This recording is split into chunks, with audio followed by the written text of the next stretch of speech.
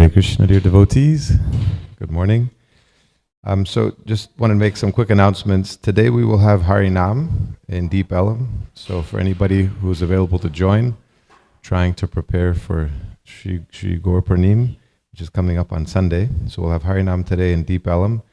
If you would like to go, please meet at the temple at 6:45 p.m. so we can carpool together. And we will start at 7 p.m. at Mamma Mia Pizza.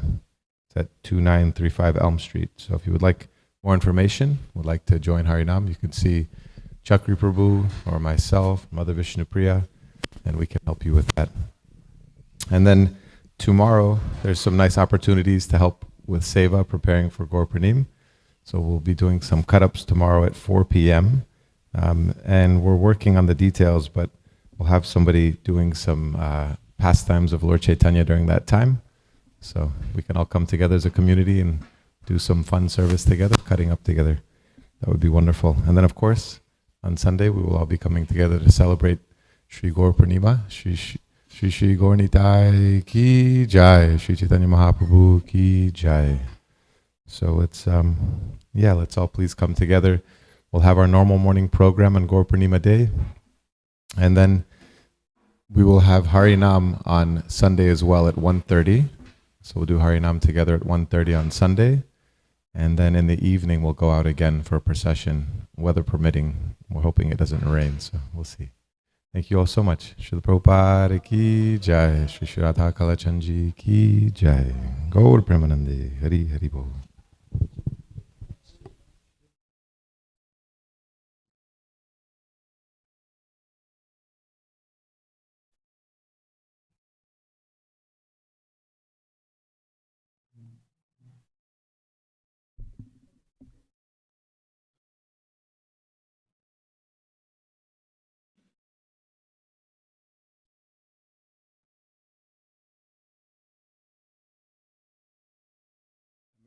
We have more than one microphone. I mean, more than two. We have another. Hare Krishna. How's everybody? This is Texas, y'all.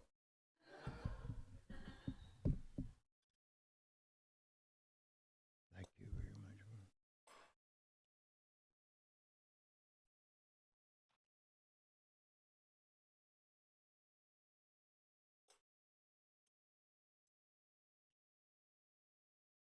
One of those unusual days in Dallas, Texas, when we have rain.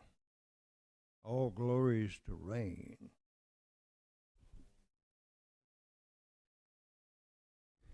Welcome, everybody. Glad you're here, even from Mayapur down.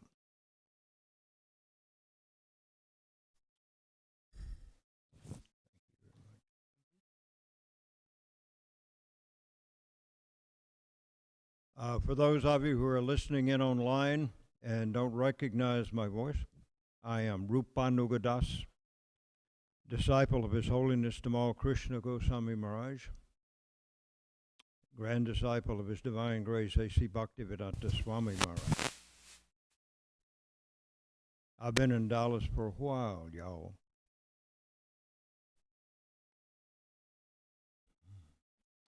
Premamrita.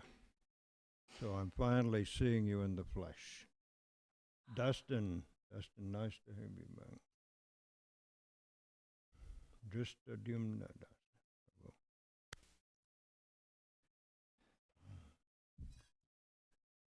Kuntaya, Prabhu, very nice to have you.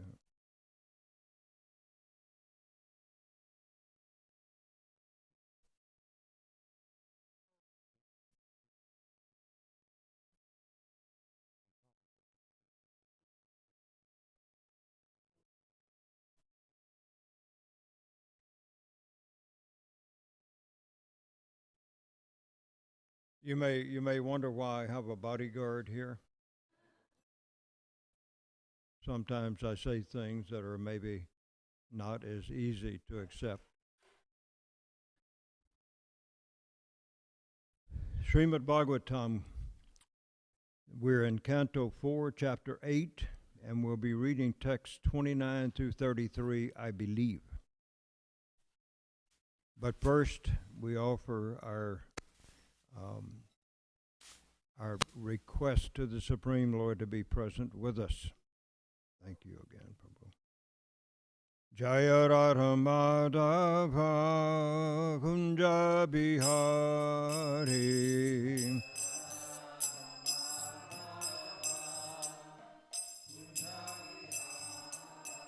Jaya Radha Madhava Kunja Bihari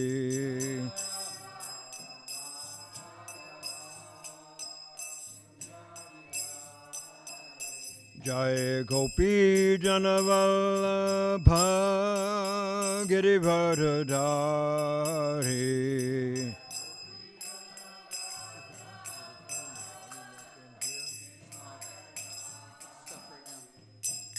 Gopi Janavallabha Girivardhari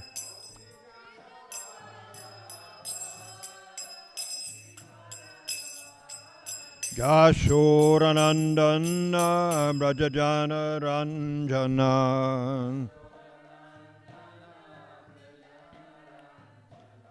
Jashoranandana Brajajana Ranjana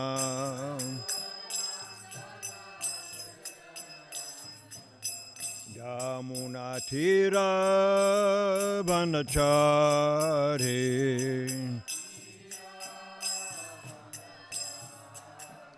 Jamuna Tira Banachari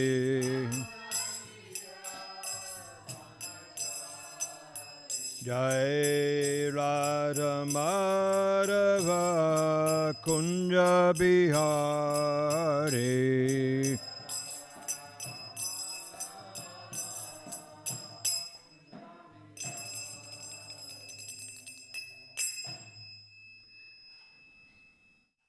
Nitai Gaura Premananda. Hari Hari Bol.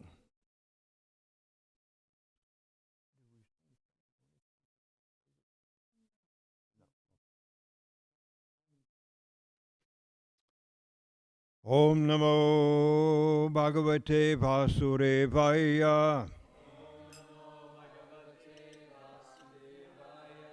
Om Namo Bhagavate Vasudevaya. Om Namo Bhagavate Vasudevaya. Chant with me. Narayanam namaskritya naram chaiva narottamam devim saraswatim yasan tato jayam udirayat nasta preshva bandreshu nityam bhagavata sevaya bhagavat yutamashloke bhakti bhavati naistiki Grantara Srimad Bhagavatam Ki Jai. Once again, for those of you who have your smartphones aligned, we're reading from the 4th canto, chapter 8, text number 39 through 43, I believe.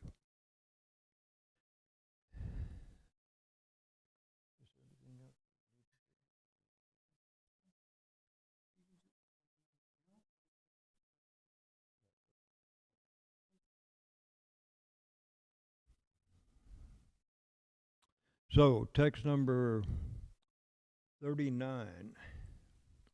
Dhritarashtra Prabhu, would you begin?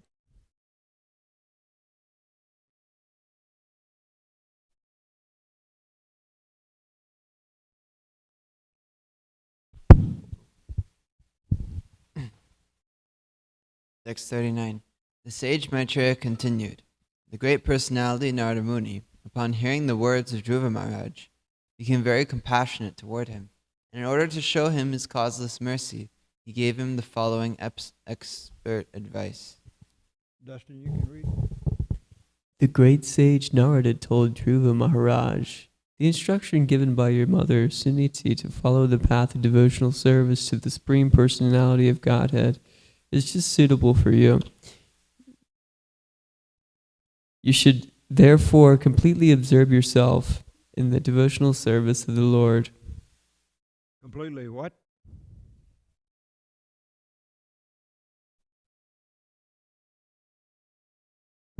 You should completely absorb yourself in the devotional service of the Lord. Okay, just making sure.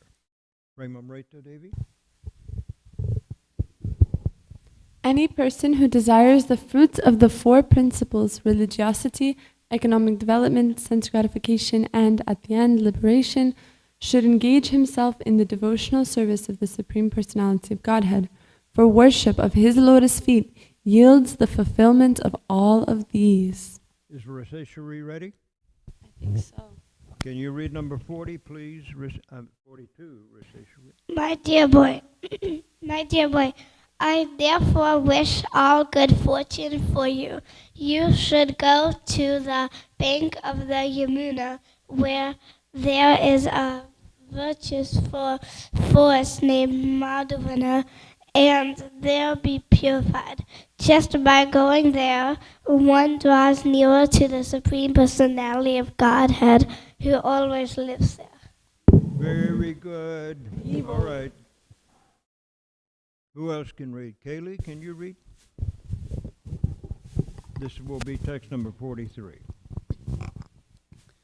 Narada Muni instructed, My dear boy, in the waters of the Yamuna river, which is known as Kalindi, you should take 3 baths daily, because the water is very auspicious, sacred, and clear. After bathing, you should perform the necessary regulative principles for Ashtanga Yoga, and then sit down on your asan, sitting place, in a calm and quiet position. Kaylee, would you also read, please, the purport? It's a very short purport to text number 43. Okay. Purport by Srila Prabhupada. It appears from this statement that Dhruva Maharaj had already been instructed how to practice the eightfold yoga system, which is known as Ashtanga Yoga.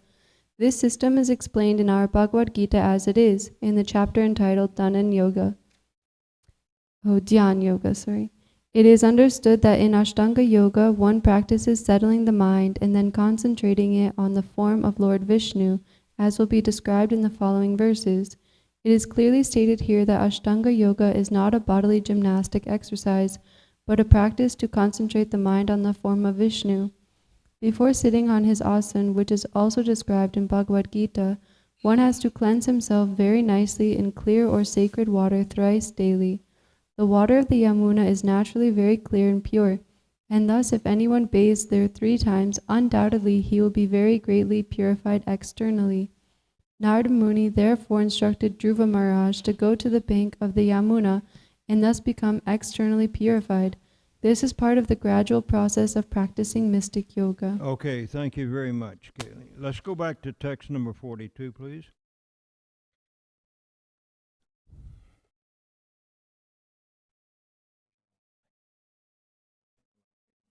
Well, let's see. Maybe I can get. That's more. Word for word. Tad. That's tat. Tata. Gacha. Badram. Te. Jamunayas. Tatam. Shuchi. Punyam. Madhuvanam, Yatra, Sanidhyam, Nityara, Hare, Tattata Gachabhadram Te, Jamunayastatam Shuchi, Punyam Madhuvanam Yatra, Sanidhyam Nityada Hare. All right, repeat with me. Tat, that. Tata, tat, that's tata. My dear son. Gacha, go. Badram, good fortune. Te, for you. Yamunaya, of the Yamuna. Tatam, bank. Shuchi, being purified. Punyam, the holy. Madhuvanam, of the name Madhuvan, Yatra, where, Sanidyam, being nearer, Nityada, always, Hare, of the Supreme Personality of Godhead. Translation by His Divine Grace, A.C. Bhaktivedanta Swami Prabhupada. Someone read that. Premamrita. You have a microphone? Yes. Okay. My dear boy, I therefore wish all good fortune for you. You should go to the bank of the Yamuna, where there is a virtuous forest named Madhuvan, and there be purified. Just by going there, one draws nearer to the Supreme Personality of Godhead, who always lives there. Okay.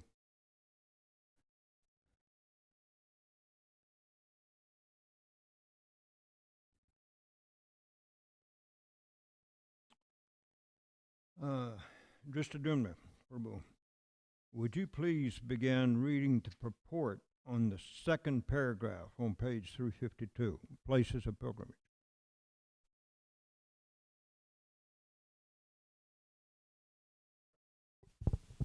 Places of pilgrimage yield a special advantage for a devotee in quickly advancing in his spiritual life. Lord Krishna lives everywhere, but still it is very easy to approach him in holy places of pilgrimage because these places are inhabited by great sages. Whoa, that's it. Now, get that. Read that sentence again. Lord Krishna lives everywhere, but still it is very easy to approach him in holy places of pilgrimage because places are inhabited by All right, sages. get that now. In holy places of pilgrimage, why is it easy to approach him? Because what? Dristadumna. There, was that Dristadumna? They're inhabited by great sages. Okay, and they are inhabited by great sages. All right, read on, please. Lord Sri Krishna says that he lives wherever his devotees are chanting the glories of his transcendental activities. There are many places of pilgrimage in India, and especially prominent are Badari Narayan, Dwarka, Rameshwar, and Jagannath Puri. These sacred places are called the four dhams. Dham refers to a place where one can immediately contact the Supreme Lord. To go to Badari Narayan, one has to pass through Hardwar, on the path to the Supreme Personality of Godhead. Incidentally, that word Hardwar, I think, is a westernization of the word. I was told by one of our Guru Coolies who spent time in India, this is Krishnadas, Arjuna Prabhu's son, that they pronounce it there Haridwar. You know that. Confirmation. All right, read on. Similarly, there are other holy places of pilgrimage, such as Prayag, Allahabad, and Mathura, and the topmost of them all is Vrindavan. Unless one is very advanced in spiritual life, it is recommended that he live in such holy places and execute devotional service there.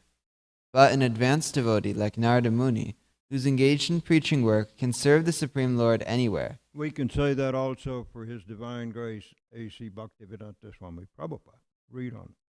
Sometimes he even goes to the hellish planets. Hellish conditions do not affect Narada Muni, because he is engaged in greatly responsible activities in devotional service. According to the statement of Narada Muni, Madhuvan, which is still existing in the Vrindavan area, in the district of Mathura, is a most sacred place. Many saintly persons live there and engage in the devotional service. Okay, of we're the Lord. going to end the reading of the purport there. And we'll say, Om Gyana Timidandasya Gyananjana Salakaya Chaksurun Militam Jaina Tasmai Shri Gurave Namah Shri Chaitanya Manobishtam Stapitam Jaina Bhutale Swayam Rupa Kadamaya Tadati Swavarantikam Vande Hum Shri Guru Shri Dutta Padakamalam Shri Gurun Vaishnavam Cha Shri Rupam Sagajatam Sahagana Raghunathan Vitam Tam Sajivam Savadvaitam Savadutam Parijana Sahitam Krishna Chaitanya Devam Shri Radha Krishna Padan Sahagana Lalita Sri Vishakan Vitamscha He Krishna Karana Sindho Dindabando Jagatpate Gopesha Gopika Kanta Radha Kanta Namostute Tapta Kanchana Gaurangi Radhe Vrindavaneshwari Rishabhanu Sute Devi Pranamami Hari Priye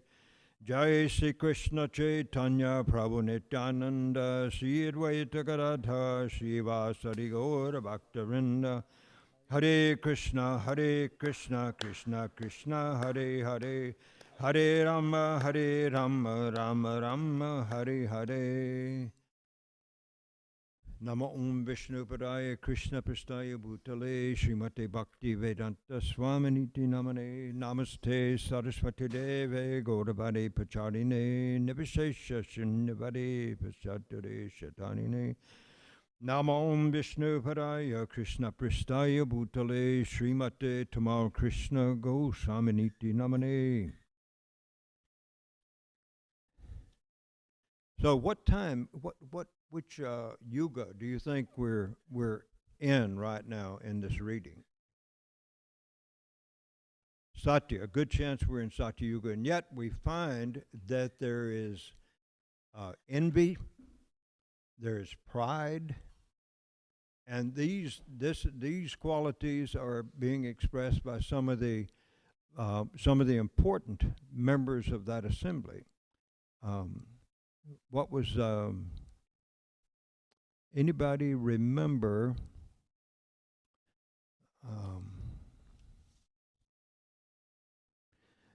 who was Dhruva's stepmother? What was her name? Sucharu. Oh, Suruchi. That was his stepmother. And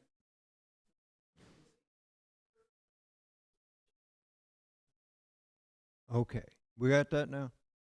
Suniti was his mother, and Suruchi was his stepmother. And we see that Suruchi really wanted her son to get the attention of the father. Does anybody remember the name of the father? Uttanapat. And he was the son of whom?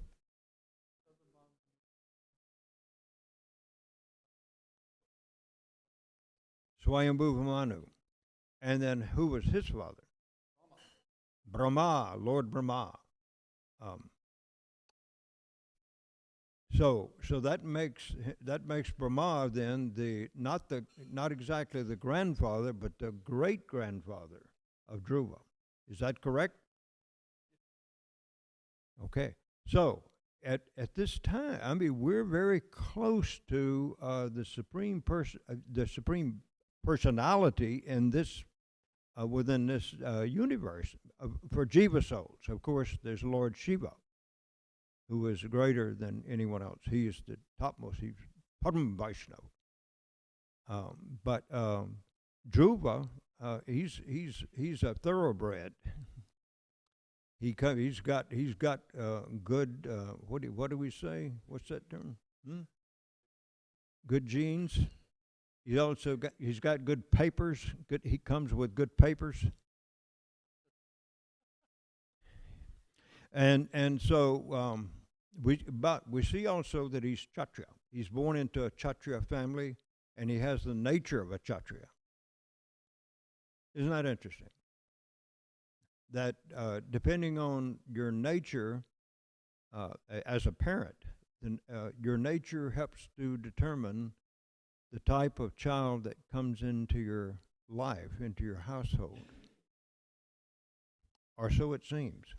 Now, there are exceptions to that, of course.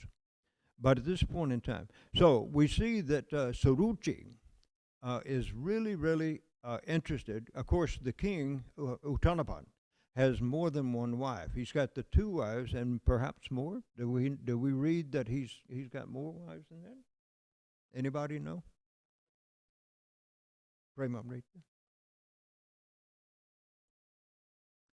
So then we see that this one wife is a favorite of the king, and he's a bit henpecked, as we would say. He's a little bit too much taken away by this one person. We see that there is the desire then for her son to become the king. And it even goes so far as to make sure that the king doesn't become too attached to his other son, Suniti's son, right? So this seems rather unusual to be happening in the age of Satyuga, which is an indication to us that anyone who comes into this material world without being asked to do so directly by the Supreme Personality of Godhead for a particular purpose, like Srila Prabhupada was asked to come into this material world. Most of us who come into this material world are doing so because of our past desires and activities. And so it seems with Saruchi and also with her stepson, Dhruva.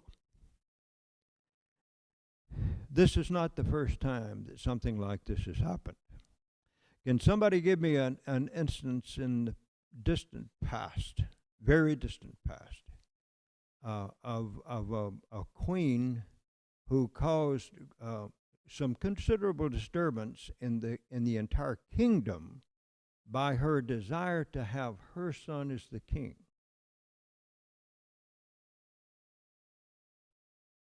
Lord Ramchandra. And Lord Ramchandra's father was Dasharat, and his birth mother was Kausalya, and his stepmother was Kaikeya.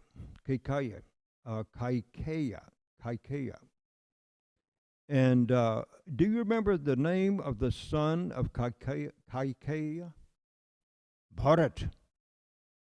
And so Kaikeya, she had performed a service for the king at some time in the past when he was on the battlefield. And apparently he was knocked unconscious by a weapon.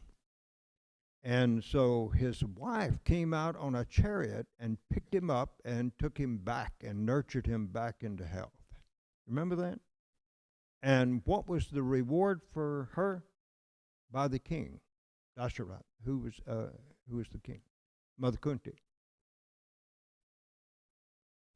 2 boons. All right. So being a very smart lady, she says, "Well, I won't take them now, but I'll wait until later." And we've heard that happen before also as well.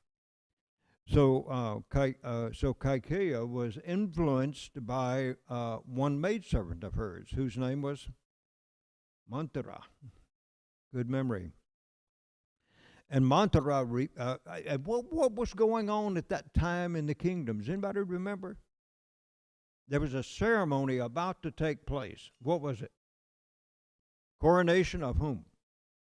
Lord Ram to what position? Prince Regent. Exactly right. Got a good memory, Nrsinga Rupa. Prince Regent. What is a Prince Regent? Next in line for the throne. So this coronation ceremony was like officially recognizing his son by King Dasara, and that he would be the next in line to accede to the throne. And so when Manthara, when she heard about this, she was quite an envious lady. And so she encouraged her queen, Kaikeya, to do what?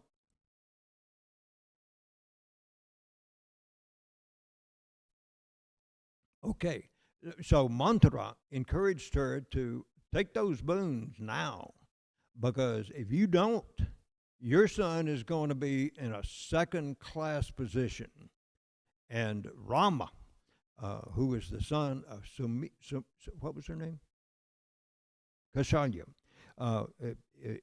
She will be the queen of the kingdom, and so the queen mother, we should say, and Ram will become the king. And so this was really Kaikeya got to thinking about that, and she decided that why shouldn't my son be the king? And I've got these two boons, so I think I'll follow my nurse, what do you call it, a lady in waiting.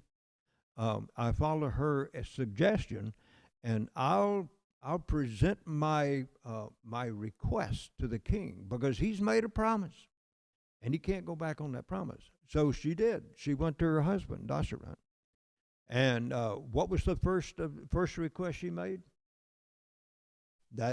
What was it, Kunti Devi?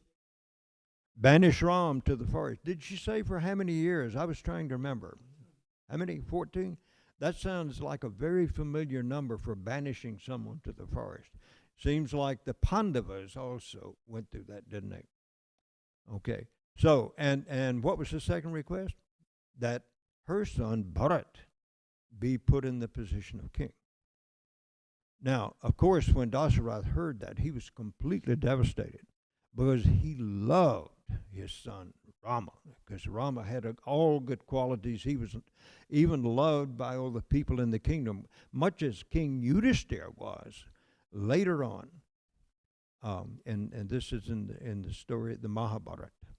But in the Ramayana, we see, so when they called Prince Rama to his father's quarters, and I guess Saruchi was there, and so the father was so devastated that he could not even get up and greet his son, because he didn't want to have to present to him what he was forced to do by his own promise. His own promise. He had to tell Ram that, hey, it's all off.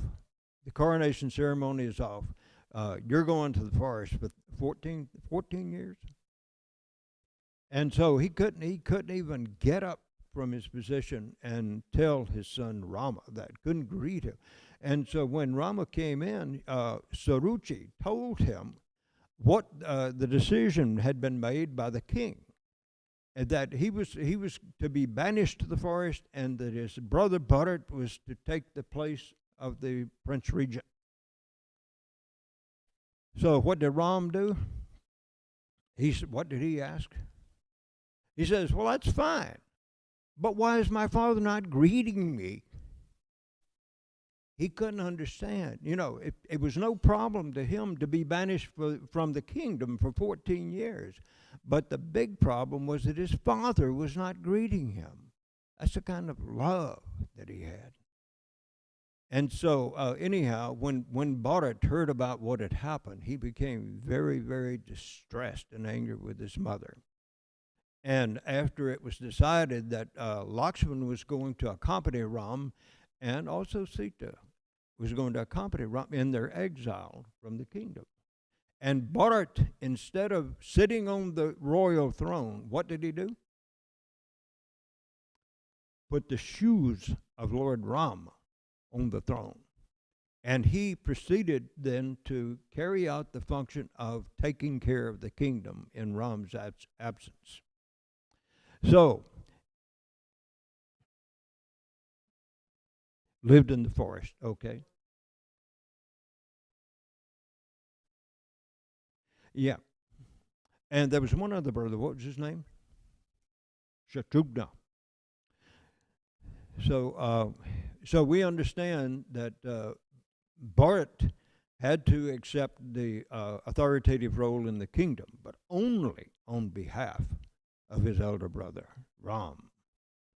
So we see that Krishna is, we can see Krishna in all of these decision makings and actions that are occurring, that he is planning things. He's satisfying the desires of the living entities, and at the same time, he's providing reactions to their previous desires. In other words, their karma.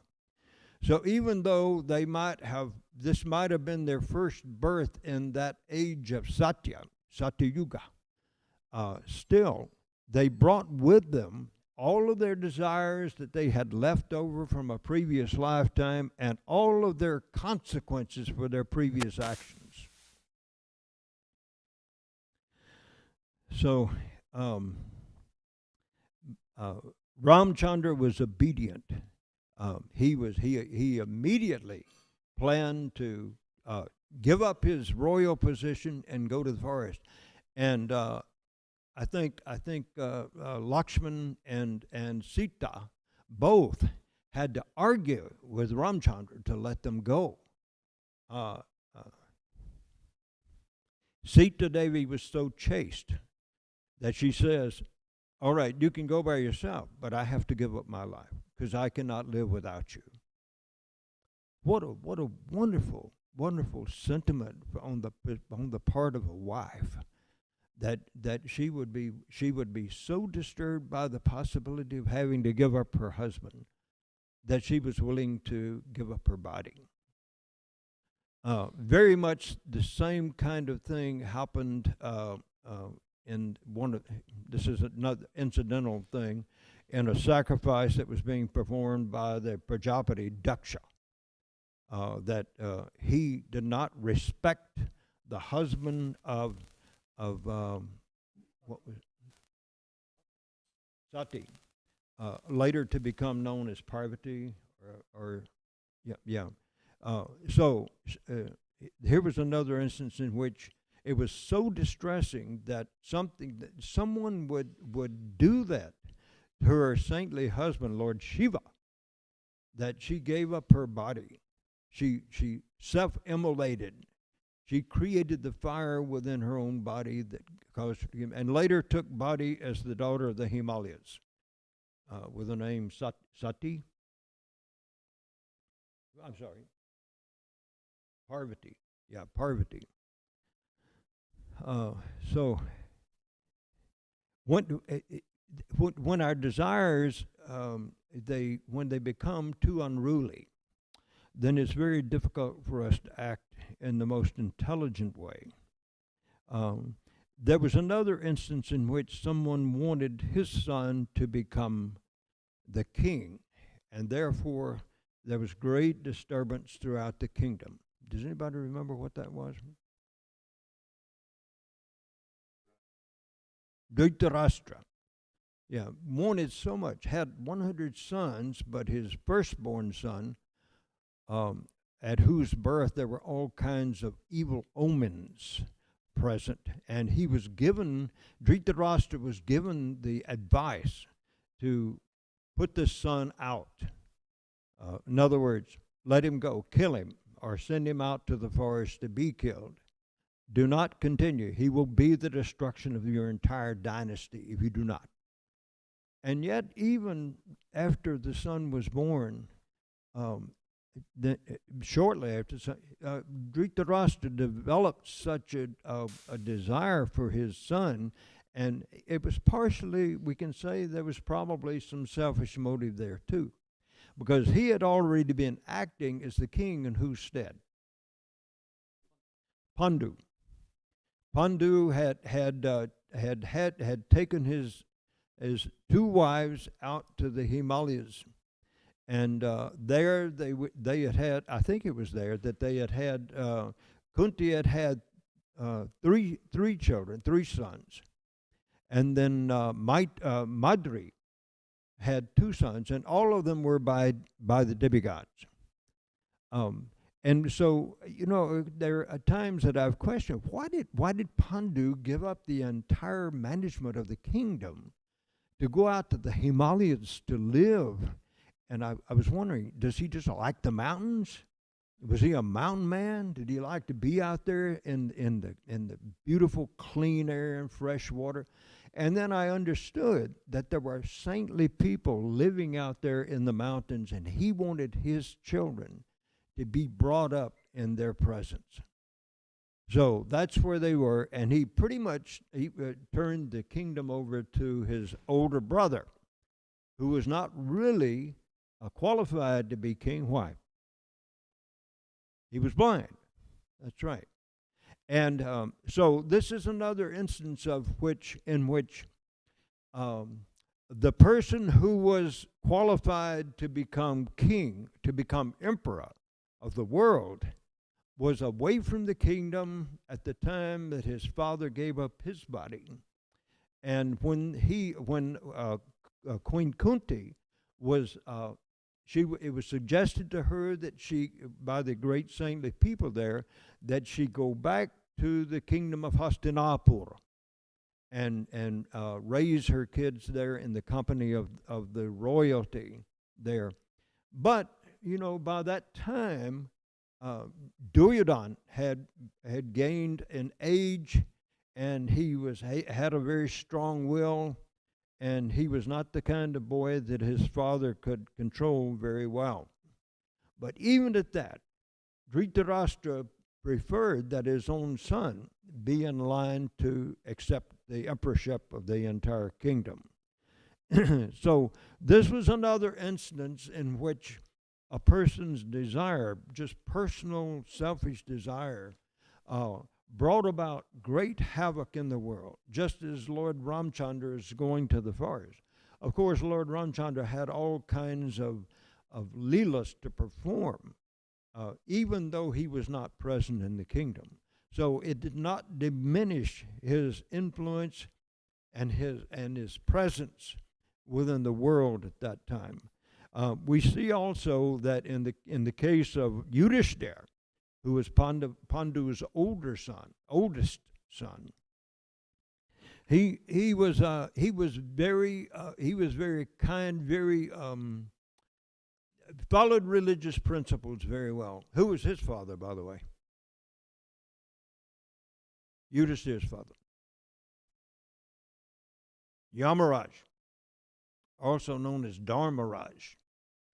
So Yudhishthira had very much the qualities of his father, and so even though he saw that his position was being usurped by his cousin, his evil-minded cousin, still he accepted the authority of his uncle Dhritarashtra, even though he knew that it could possibly lead to great difficulties for him and his brothers and their wife.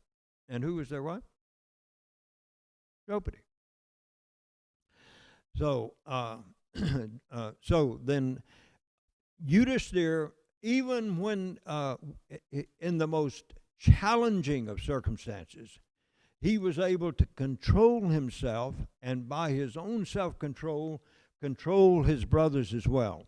I'm thinking about the gambling arena affair in which Draupadi was dragged by the hair out of her quarters without her top cloth on, and she was attempted to be stripped naked there in the presence of all of those great personalities who were there at the time, including Bhishmadev.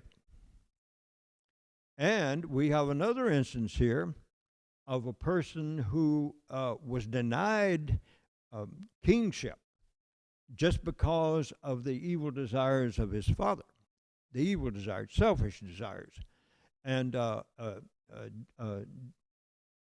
Bhishma, when after he was born, he became a young man. First of all, who was Bhishma's mother?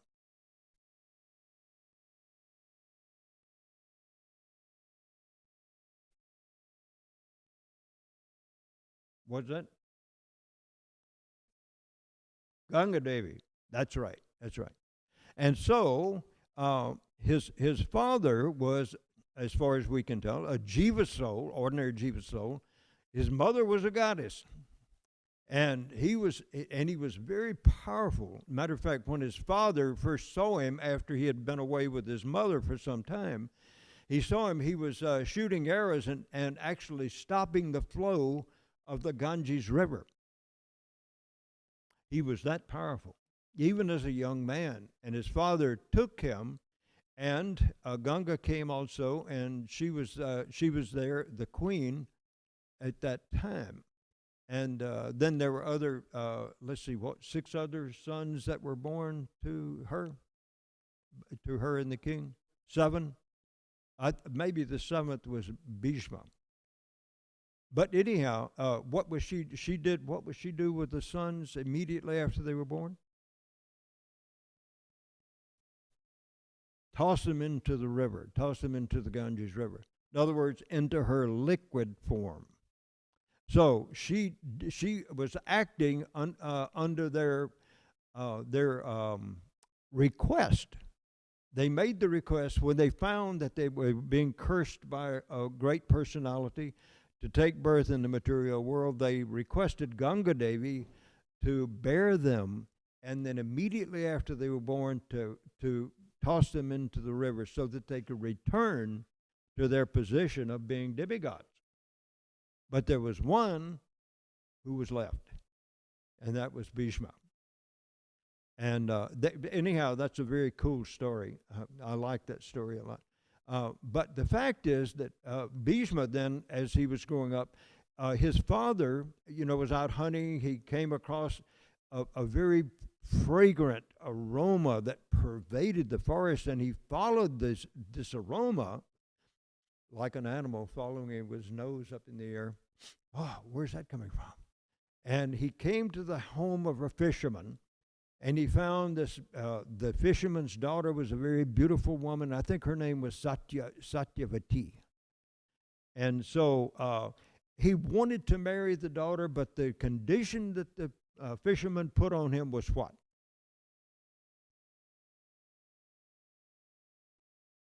Her sons. One of her sons would become king. Whoever her sons happened to be, they would become king. In other words, the fisherman wanted to be the grandfather of the king.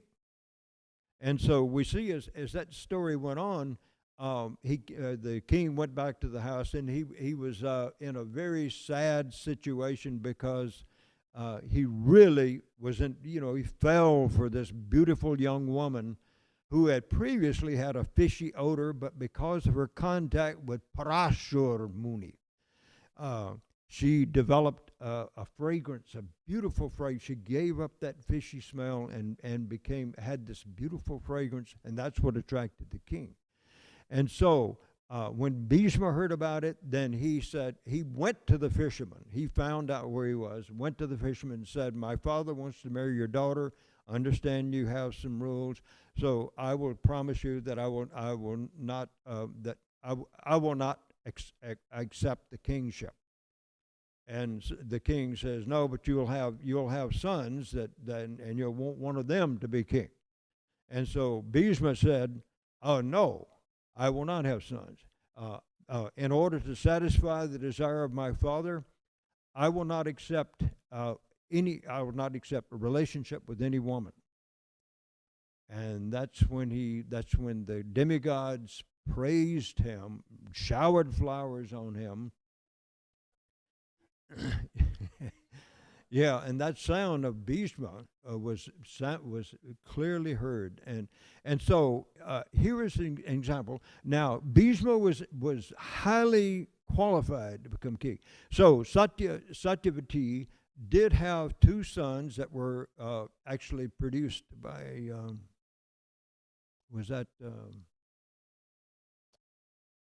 I can't remember.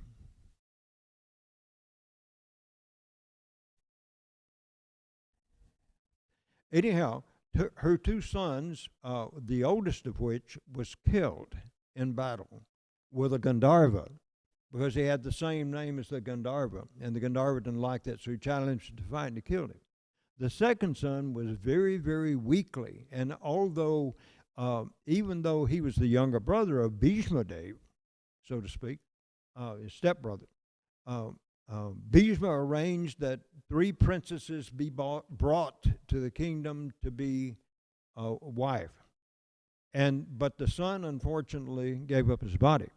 So here was Satyavati and her father, the fisherman, whose desires had been thwarted by fate.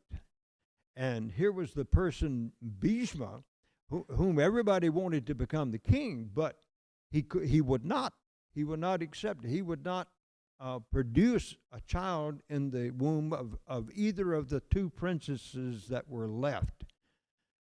And so as a result of that. So here's what we're getting.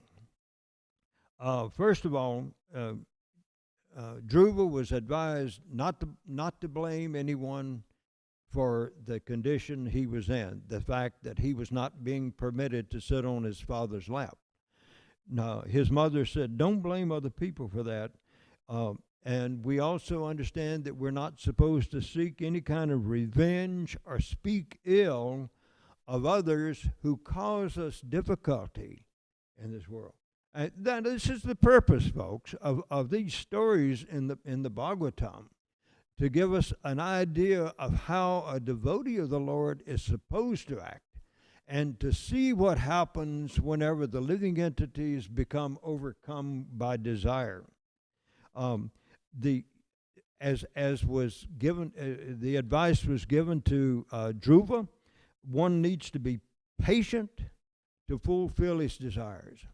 And so Dhruva followed the instructions of his mother and then of Sri Narada, and went out into the forest and concentrated on the Supreme Personality of Godhead, and the Lord actually came to him.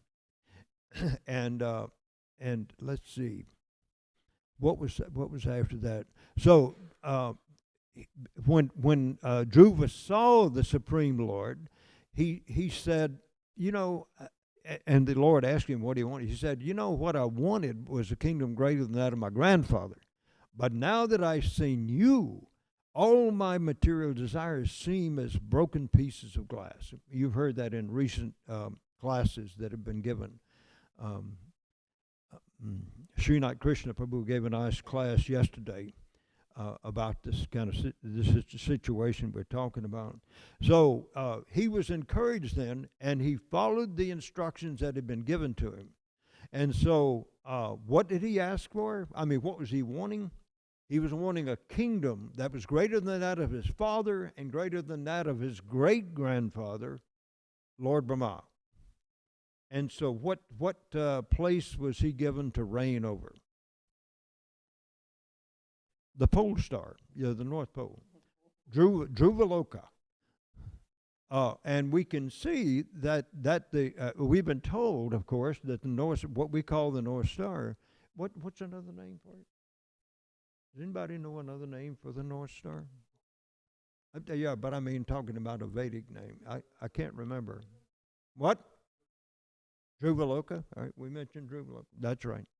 So he was given charge of this planet, and if you understand astronomy, you'll understand that all of the planets and all the other stars of the entire universe circumambulate that planet.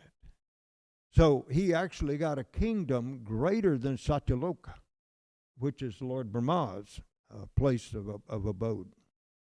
So, to be patient then, not to speak ill of others who seem to be bringing suffering to us, because we know that whatever suffering we experience, Dustin, is caused not by other people, but is caused from our own reactions to our past activities and by our own desires too.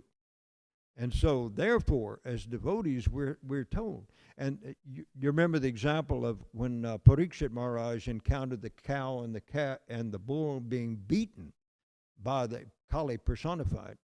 He asked the bull, who caused you to suffer like this? Parikshit Maharaj. Even though here was Kali standing over here dressed as in kingly robes, but he was not at all. And so what did the bull say?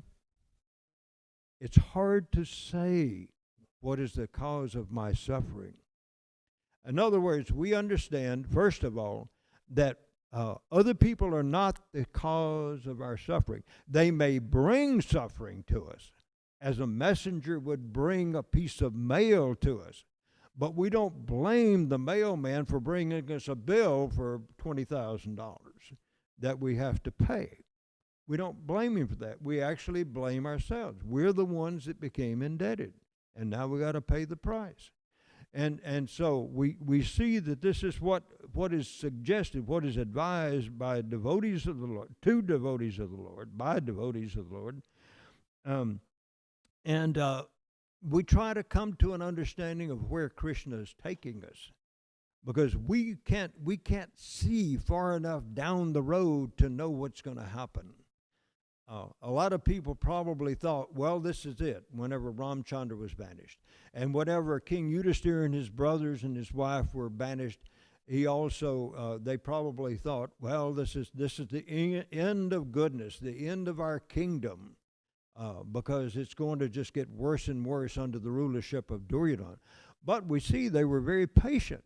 And as I was mentioning earlier, Yudhisthira did not let his anger come out.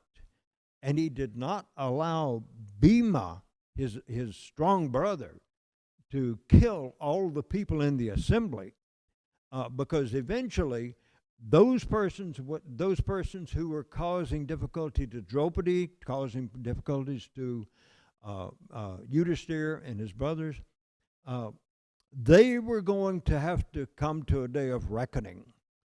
And we see what happened then. Dhritarashtra lost not only his son, the possibility that his son could become king. He lost all 99 sons or 100? He lost all of them, and he lost his position as king.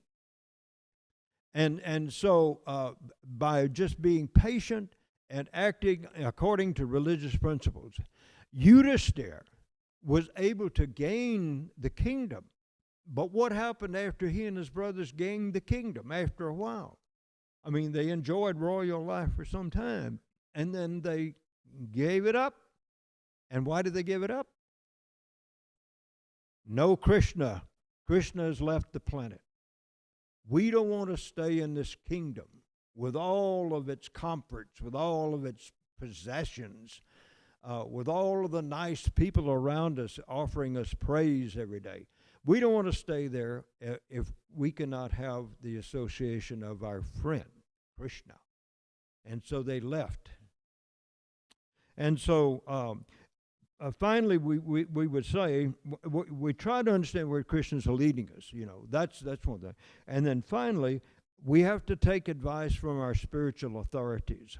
And that is quite often a difficult thing to do, because sometimes by our close association with persons who are authorities, we sometimes get the idea that this person is not very spiritual. In other words, what does it say?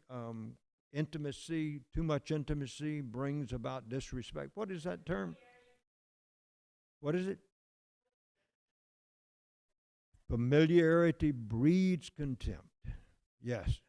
And so we have seen that even in this community, when we've had a person who was authoritative and who was very exemplary in all ways, he would sometimes come under the disdain of other people, and they would find fault, and they would listen to others who were finding fault, and who knows where those people are now? Where are they? They're just gone. So we have to be really careful about offering proper respect to persons who are authoritative to us. And if we can't offer respect, then at least we can pretend to be respectful. But the worst thing is to show disrespect. When a person is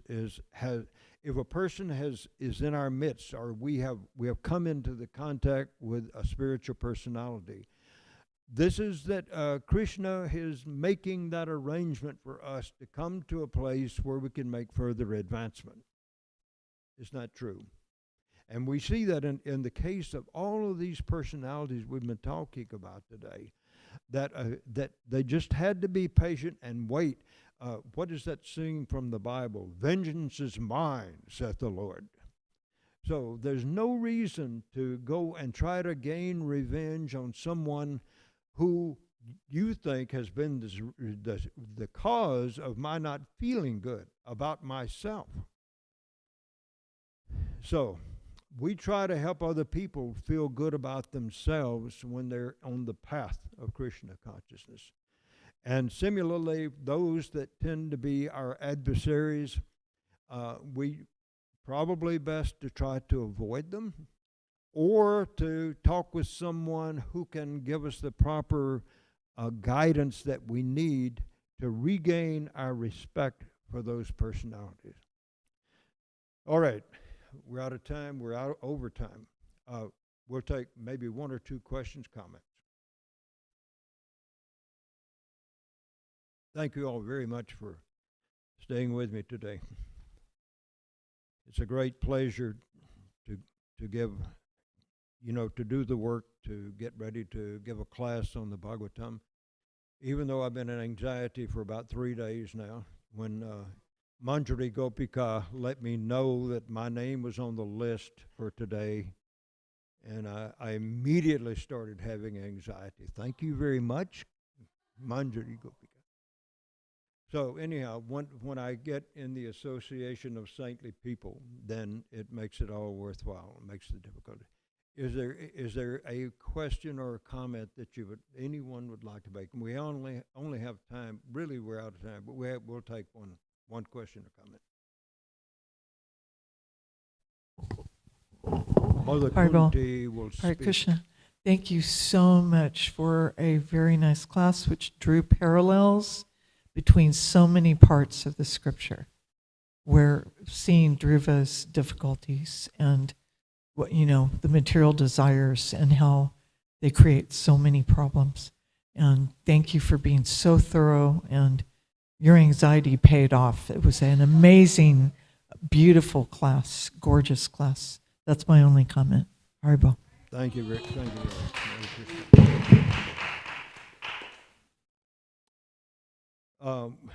We offer our humble obeisances to all of you who are like Vaishnava devotees of the Lord, who are fulfill the desires of everyone, who are full of compassion for the fallen conditioned souls.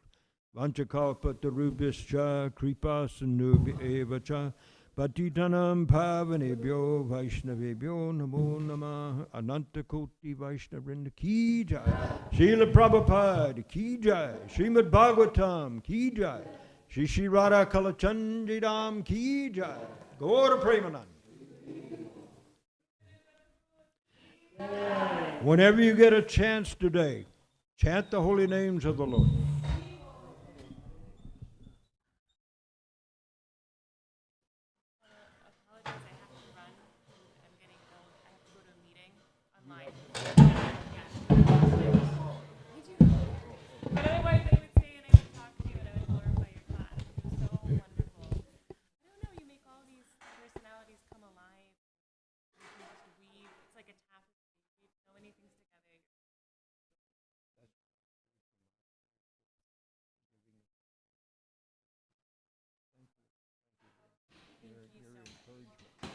Maybe I will give a class again at some time because you.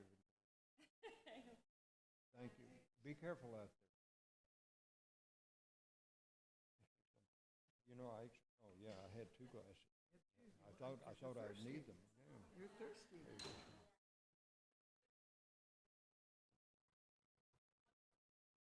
Thank you, Kundi, for being here, giving us extra wisdom. Having a son here. Extra puffed up. That's all I Okay, I'll accept extra puffed up. No, I'm more puffed up.